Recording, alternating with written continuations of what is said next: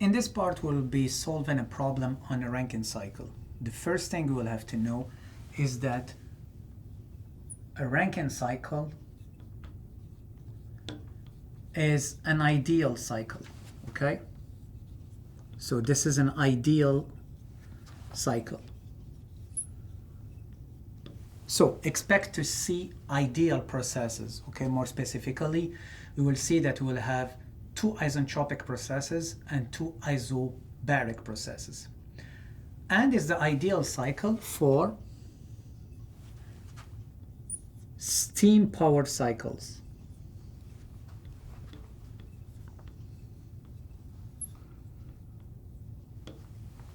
So each time you would like to generate power, so you are making a steam power cycle, okay? So where you are using a substance that will change phase, typically from saturated liquid to superheated vapor, and then you use the superheated vapor to rotate a turbine, for example, and generate power. You will be using a steam power cycle, and the maximal efficiency for this steam power cycle will be the one predicted by Rankine cycle running under the same conditions. But hold on, this Rankine cycle efficiency that you will be predicting will still be lower than Carnot efficiency running, a Carnot cycle running between the two same temperature reservoirs, and obviously it will always be lower than 100%. So let's start first by reading the problem.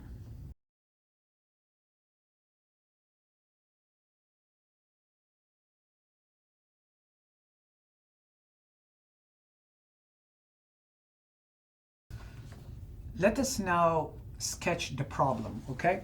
So here I will be sketching the diagram for the Rankine cycle, and then below I will be sketching the TS diagram, temperature entropy. So what do we have for our Rankine cycle? We have a pump. At the inlet of this pump we have state 1, okay? Then at the exit of the pump we have state 2. The pump will be receiving a work which is WP, the work of the pump. And then after this, here the pressure is higher, the temperature is not really high, and we need to use a boiler.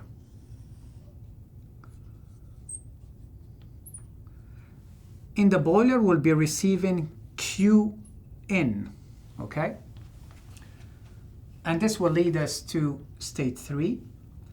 State 3 typically is superheated vapor, okay? Now, what we do is that we'll be using a steam turbine. So this is the steam turbine. And the steam turbine would give us a certain work of the turbine, or work out. This will lead us to state 4. State 4 we'll see is typically a mixture with very high quality. And now to close our cycle, what we need to reject the heat. And we use for this a condenser.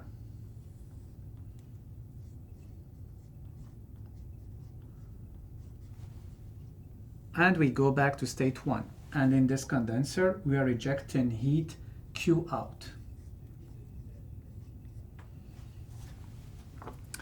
For the problem we are solving, this is what we have. What do we know? We know that the pressure at the level of the condenser will be 10 kilopascals.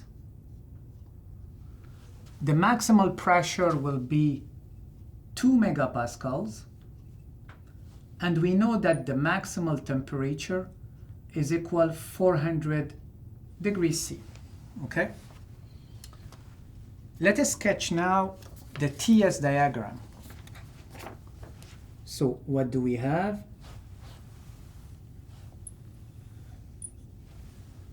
Temperature entropy. Remember, we are dealing with a substance that change phase, so we have to go back to our dome. And how many pressure lines do we have, or levels? We have two. We have 10 kilopascals and 2 megapascals. So then I will be sketching two pressure lines. This is the one for 10 kilopascal. You can notice that 10 kilopascal is vacuum, okay? It's lower than the atmospheric pressure. And the second one is 2 megapascal. So this is of my 2 megapascal. So now what do we have? We have that state 1 is before a pump, and ideally before a pump you have a liquid, okay? So liquids for pumps actually, sorry, for liquids, and typically when we have a compressor is for gases. So ideally in a Rankine cycle, this one, state 1, is always saturated liquid. So we know that this guy, X1, has to be equal to 0. And it's at a pressure, which is P1, 10 kilopascal. Then we have a pump. We are adding work to the pump, and the ideal process here will be isentropic. Why? Because it has to be adiabatic, okay? All the work that you are providing is used to change the pressure of your liquid, and nothing is lost as heat. And ideally, it has to be reversible, right? So we don't have losses, internal losses, we don't have friction, we don't have viscous dissipation or something else. So therefore, since this is entropy, so state 2 should be here, okay? And you see that it's compressed liquid. After this, we have from 2 to 3. Here we are providing heat. The ideal process in a heat exchanger is isobaric, okay? So you have very long tubes, and you have your fluid passing through the tubes, and ideally you would like to have no pressure losses, okay? So therefore, point 3 or state 3 will follow this line and reach, hopefully, superheated vapor here at a pressure of 2 megapascal and a temperature of 400 degrees C. Now we are exactly here. We can create work. Again, the ideal process when work is involved, here it's work out, work of the turbine, it's isentropic. You would like now that this difference in enthalpy between state 3 and state 4, all this difference is transferred into work and nothing goes as heat, okay? So you want it to be adiabatic, and also you want it to be perfect, so you want it to be reversible. And adiabatic plus reversible gives you isentropic. So we go straight down to state 4 here. And you see that we are expecting that state 4 will be a mixture phase with a very high quality, okay? And then after this, from 4 to 1, what we do, we reject heat and we come back to state 1. You can see that from 4 to 1, we are rejecting heat, Q out, and in this case, the entropy is decreasing, which is fine. And here we are providing Q in.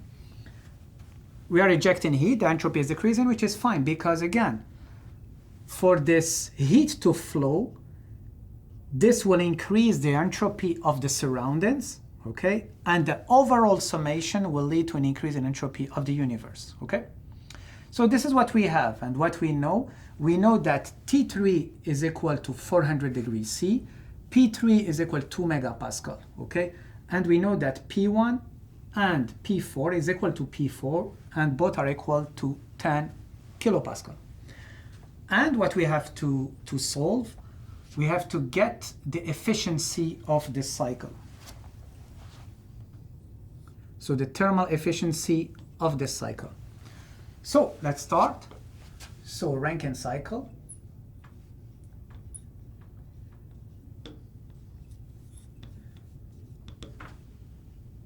How do we define the thermal efficiency? The thermal efficiency for a heat engine is always equal to the work net over Qn, okay? Which is equal to, what is the work net? Here it's the work of the turbine minus the work of the pump, So work of the turbine minus the work of the pump over our Qn, which is provided in the boiler. And this is equal to what? It's equal to the work of the turbine is a process between 3 and 4. So W34 minus W for the pump, it's from 1 to 2. And the heat provided in the boiler, this is Q23. So this means that to get the thermal efficiency, we have to calculate the work of the pump, the work of the turbine, and the heat Qn in the boiler, okay?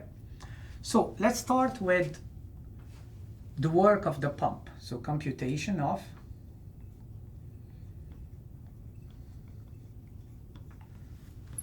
work of the pump, okay, which is equal to the work 1, 2. So what do we need here? We need to select a control volume. Our control volume is the water in the pump,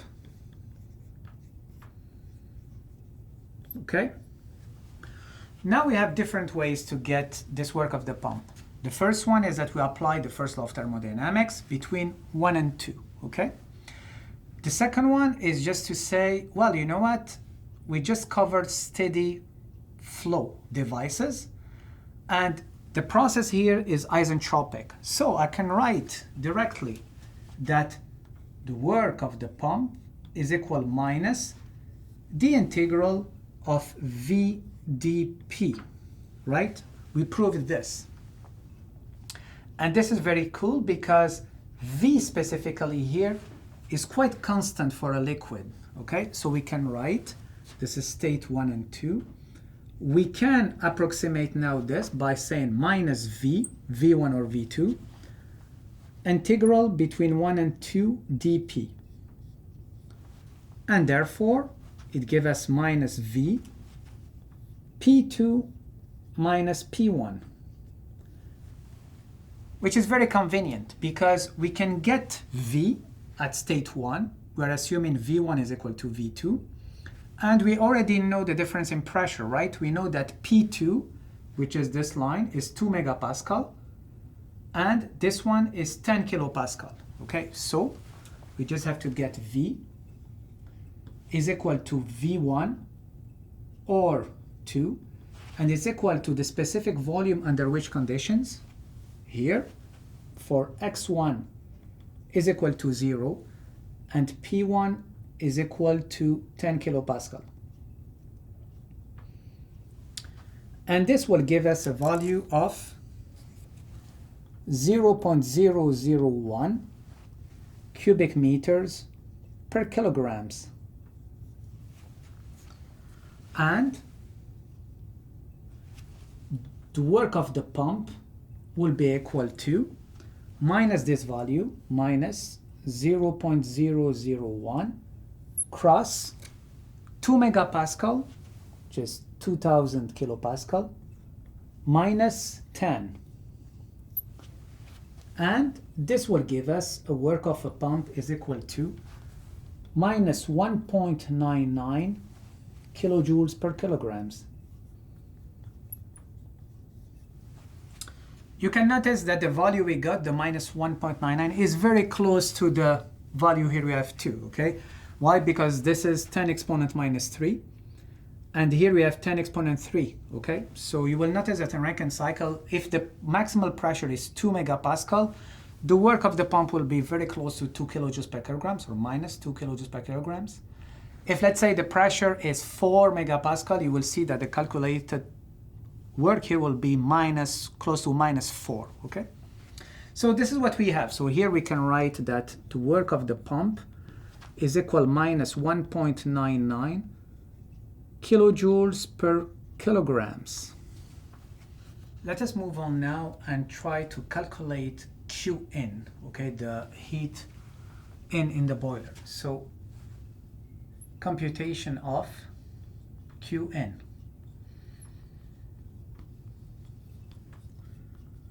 Qn, which is for us Q 2, 3. As a control volume here, we'll be picking the water in the boiler. And the way to get the heat is to apply the first law of thermodynamics. And for this, we will need some hypothesis. So our hypothesis will be, we'll assume this is steady state. We are interested in the steady state performance of our steam power cycle. And we will neglect the variation in kinetic energy and potential energy.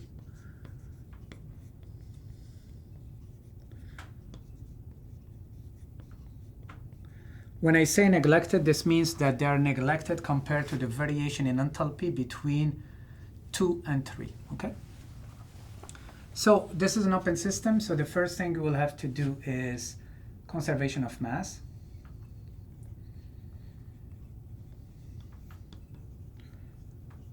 And we have one inlet, one outlet, so we can right away put that m dot is 2, is equal m dot 3 is equal to m dot, okay? And you will rapidly see in this cycle that m dot 1 is equal m dot 2 is equal m dot 3 is equal m dot 4 and is equal m dot 1. Then we can apply the first law of thermodynamics. Since we say the steady state, so our dE over dt will be equal to 0, is equal to what? The heat, do we have it involved? Yes, we do. Is Q dot 2, 3 minus the power 2, 3 plus, since we neglected the variation in kinetic energy and potential energy, so we'll have m dot inlet H2 minus m dot H3. Do we have work involved here? No, actually you design a boiler just for heat transfer, heat exchange, and not to generate any power. So this one is 0. So this will give us that Q dot 2, 3 is equal to what? Is equal to m dot cross H3 minus H2, or Q23 is equal to directly H3 minus H2. So this is what we will be using to get our heat in the boiler. And you can see it right away, okay? So in the future, we'll try to write the first law of thermodynamics quite rapidly. What do we know? We know that this is Qn. It's supposed to be positive, okay? It has to be positive. And we know that we are neglecting the variation in kinetic energy, potential energy. There is no work involved. So basically, at the end of the day, the heat will be a difference in enthalpy. It's Qn, so this is positive. Since it's positive, so we have to ask ourselves, which one is the highest, H3 or H2?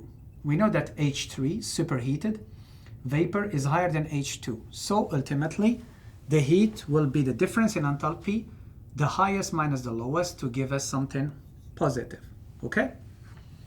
So what do we have so far? We have that Q23 is equal H3 minus H2, okay? So basically, we have to get H3 and H2. So what do we know about state 2? We know that it's compressed liquid, we know its pressure, and we know that there is an isentropic process between 1 and 2. So H2 is equal to the enthalpy for P2 is equal to 2 megapascal and S2 is equal to S1. And then what we do is that we go to the compressed liquid table. So we get S1 equal to S2. We go to the compressed liquid table. And we are rejected from the compressed liquid table. Why? Because our pressure here is lower than 5 megapascal. So we go back to our saturated table. And then we'll have to pick values which are HF at the same temperature, the temperature that we don't know here, okay? So you see that it's quite complicated, right? So therefore, we won't follow this path. To get H2, what we will be doing will be asking ourselves, okay, let's say state 2 is common between the boiler and the pump. So if we apply the first law of thermodynamics around the pump, or through actually the pump, so therefore we know we can get easily H1 because we know X1 and P1. We know the work in of the pump that we calculated, so we should be able to get H2 quite rapidly. So if we apply the first law of thermodynamics around the pump, work of the pump is equal to what? Well, you remember the work of the pump has to be negative. This is work N. We will assume also a steady state. We neglect the variation in kinetic energy and potential energy. So at the end of the day, it will be a difference in enthalpy. It has to be negative. Which one is the highest, H1 or H2? Well, we know that H2 is higher than H1, okay? So to have this difference negative, we have to subtract the smallest from the biggest. So it's H1 minus H2. And H2, now we can write it as H1 minus the work of the pump. Remember that the work of the pump was calculated here, minus 1.99 kilojoules per kilograms. So we have to get H1 with H1 is equal to what? Is equal to the enthalpy for X1 is equal 0 and P1 is equal 10 kilopascal. So basically it's HF at 10 kilopascal. We go to the table and we will find a value of 191.8 kilojoules per kilograms. So what do we have? We have H2 will be equal to H1, which is 191.8 minus 1.99 kilojoules per kilograms, and this will give us H2 approximated as 194 kilojoules per kilogram. So this is our H2. We have H2, this is done deal. We get H3. Now H3, this is easy because we have two independent intensive properties. We have P3 is equal to 2 megapascal, and we have T3, which is equal to 400 degrees C, okay? Well, we know right away that we are expected to have superheated vapor. So we go directly to superheated table with P3 is equal to 2 megapascal, T3 is equal to 400 degrees C, and we get the enthalpy there. So H at P3 is equal to 2 megapascal, and T3, which is the maximal temperature, 400 degrees C. And we will get an enthalpy of 3,248 kilojoules per kilograms.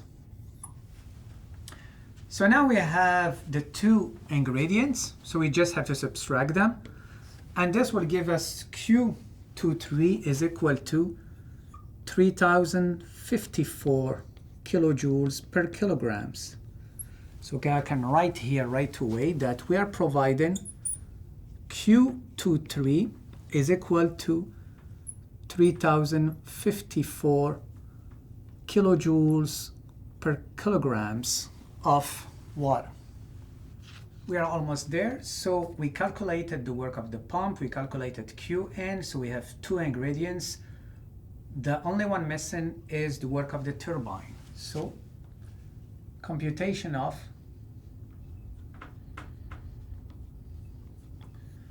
the work of the turbine, which is for us the work between 3 and 4, okay? So the same thing, to get the work we'll need the first law of thermodynamics, okay? So, and we have first to select as a control volume the water in the turbine. We apply our conservation of mass.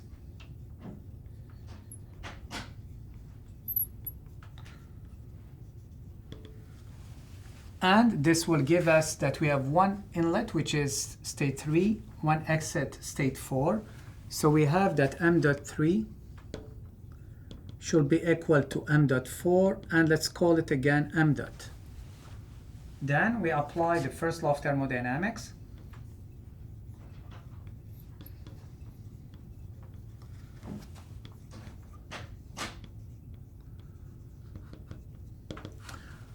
And we need some hypothesis, so the same way, we will assume it's steady state.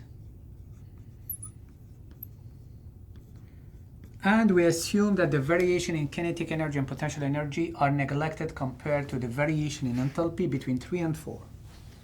So delta E K and delta E P are neglected.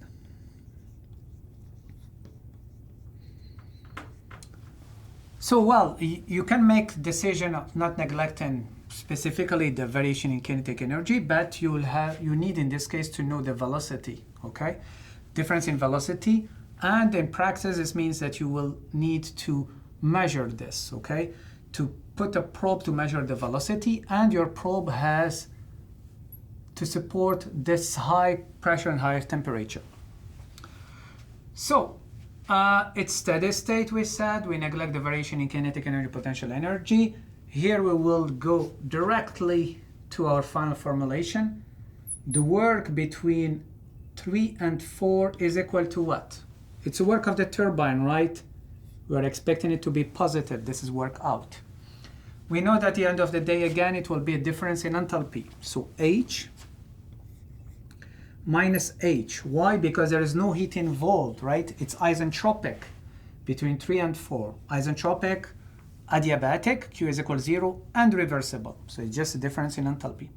It's positive. Which one is the highest? Is it H3 or H4? It's H3. So to get this term positive, it's H3 minus H4. So we have to get H3 and H4. Luckily, we know H3. We just calculated it for when we had to deal with the boiler. So we know H3. We have to get H4. What do we know about state 4? H4 is equal to what? It's equal to the enthalpy. We know that the pressure here is the same as pressure at point 1, so 10 kilopascal. P4 is equal to 10 kilopascal. And that's it. But we need something, we know something else. Since the turbine is, the process through the turbine is isentropic, so we know that S4 has to be equal to S3. This is the second property. S4 is equal to S3, okay? So if we get S3, we get S4. Knowing S4 and P4, we should be able to get H4. So let's get S3. So S3 is equal to S4 is equal to S under which conditions? Okay, now we are at state 3. P3 is equal to 2 megapascal and T3 is equal 400 degrees C. Okay, so you go to the table, superheated table, and you get the value of S3 is equal to 7.1279 kilojoules per kilograms Kelvin. This is at state 3, okay? Then you go to the table now at 10 kilopascal, okay? And by picking S3 is equal to S4. And you will find that the value we are getting here will be between HF and HJ at 10 kilopascal. So for you, it will be a mixture.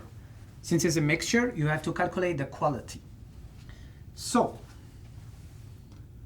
state 4 is a mixture. Since it's a mixture, we have to calculate X, okay? How do we calculate X? We know S4 and we know SF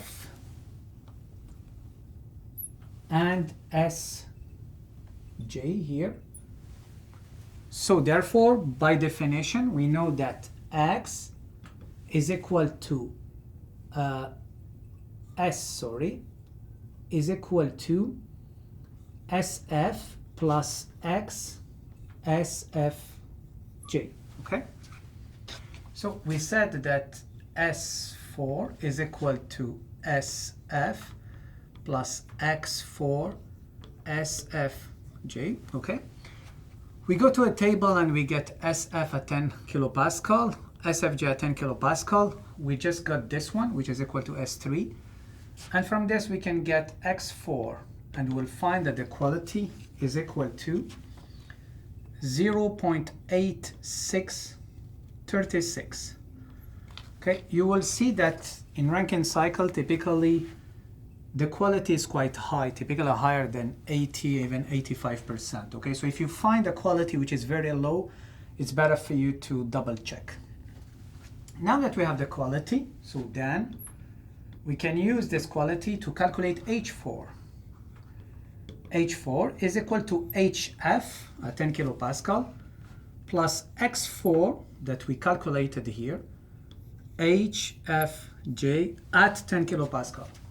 And therefore, we get H4 is equal to 2,259 kilojoules per kilograms. Okay? So basically this one will be 192 kilojoules per kilograms, and this one from the table will be 2,393 kilojoules per kilograms. So we have H3 and H4. We just subtract them, H3 minus H4, and we get the work of the turbine.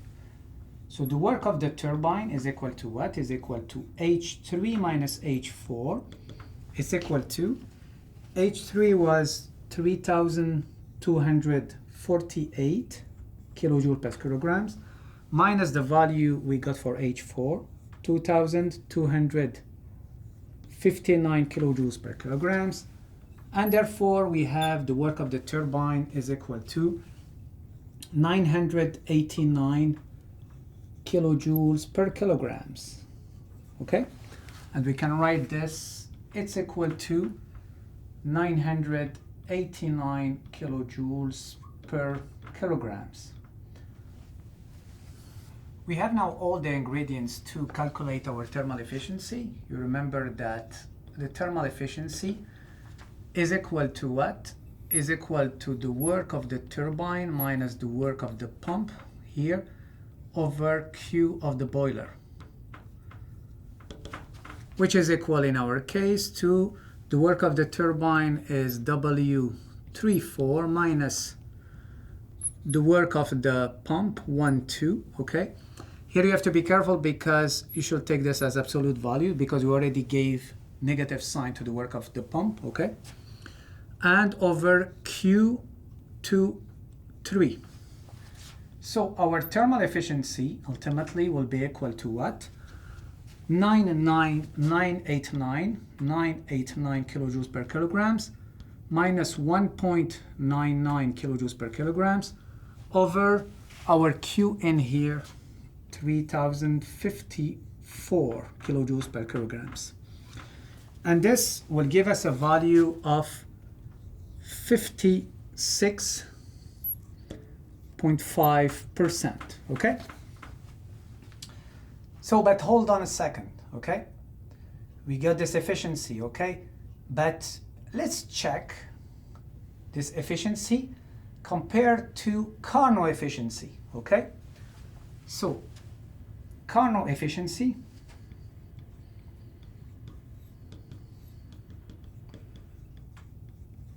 what do we need? We need for Carnot efficiency, so the efficiency of a reversible Carnot heat engine running between TL and TH. So this is our TL, the lowest temperature, and this is our TH, okay?